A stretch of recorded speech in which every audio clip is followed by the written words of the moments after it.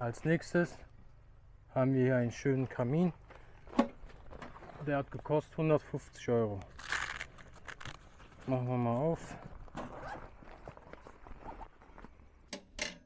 2 Paar Handschuhe. Der Kamin selber, ja, der sieht schön aus, ne? So, bevor wir den dran machen, der kommt nämlich hier oben ans Loch. Erstmal eine Hitzeschutzfolie. Der Kamin kommt ungefähr hier hin. Der war 10 Euro. Und noch eine Hitzeschutzmatte gegen Hitze, die hat gekostet auch 10 Euro. Das ist sehr wichtig, sonst fackelt euch der Boden ab, beziehungsweise es schmilzt weg.